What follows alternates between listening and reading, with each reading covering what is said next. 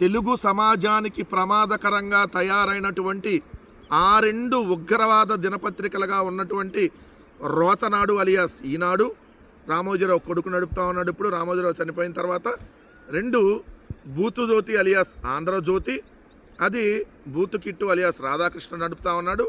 ఈ రెండు దినపత్రికల్లో నిరంతరం విషం జిమ్మేటటువంటి కార్యక్రమం.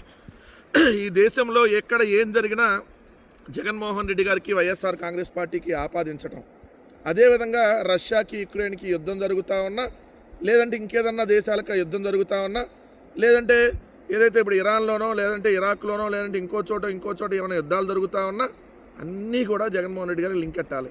ఇలా బతుకులు ఎలా ఉంటాయంటే, ఇలా వార్తలు ప్రతిదాన్ని జగన్మోహన్ రెడ్డి గారికి లింక్ ఎడతా ఉంటారు, లేదంటే వైఎస్ఆర్ కాంగ్రెస్ పార్టీకి లింక్ కడతా ఉంటారు.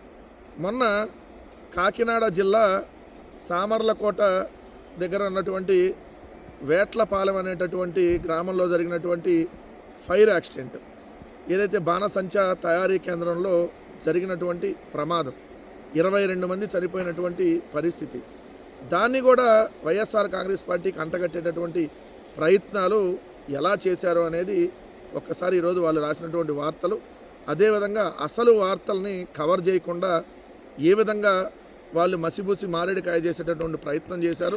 చాలా ఇంపార్టెంట్ విషయాల్ని అసలు వాళ్ళ పత్రికల్లోనే రాయరు. ఎందుకంటే ప్రజలకి, రాయలసీమ ప్రాంతానికి ఎక్స్పెషల్గా ఉపయోగపడేటటువంటి వార్తల్ని అసలు రాయకపోవటం, ఇవన్నీ కూడా ఈరోజు ఉన్నాయి.